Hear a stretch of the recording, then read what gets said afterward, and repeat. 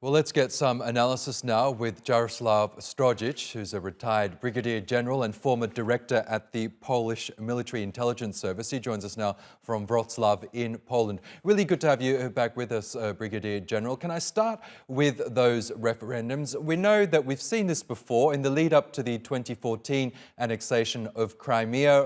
Russia held a similar referendum in Crimea, claiming that some 95% of people voted in favour of incorporation into Russia. Were you expecting this similar result in these four eastern Ukrainian regions?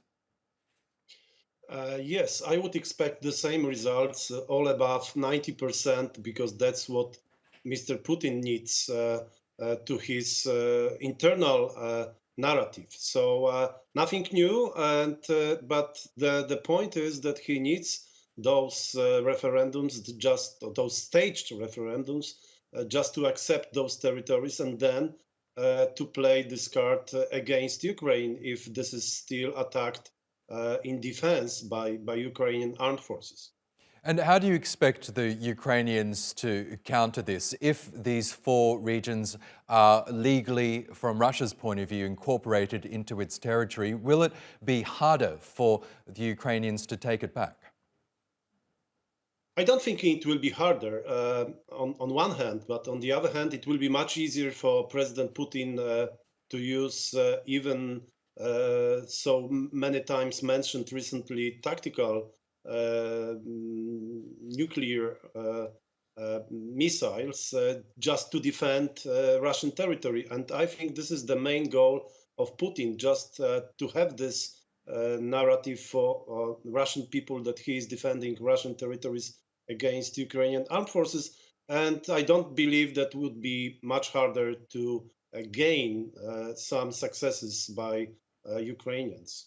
And can I ask you now about these suspected attacks on Europe's Nord Stream gas pipelines? We know up until now Russia has attacked Ukraine and its infrastructure, but are we seeing a potential new front here in that Moscow is now attacking what appears to be European facilities? And how should the EU respond to that?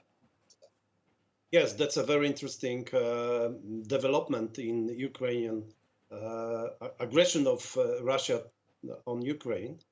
From political, from military and economical point of view, all those aspects are critical. And this is critical infrastructure for Europe, especially before the winter, which is coming.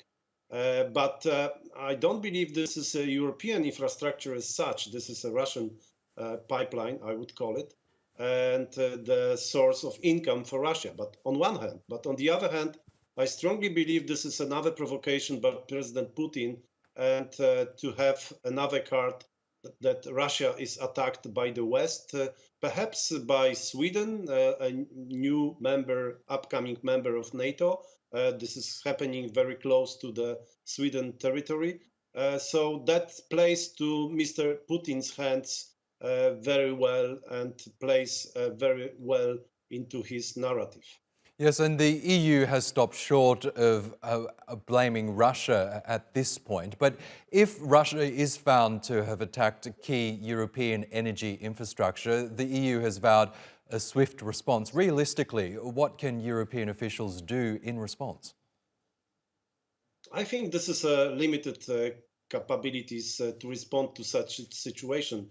Let's not forget that Russia still has the full capacity to send gas into Europe through existing pipelines, the land pump pipelines through Ukraine and some other countries. So it's nothing really happening against European infrastructure. That is still a possibility, but I believe that the European Union still has limited capability to react to this situation. But let's wait for the investigation in modern world. We can really investigate this situation, who was present there and what really happened.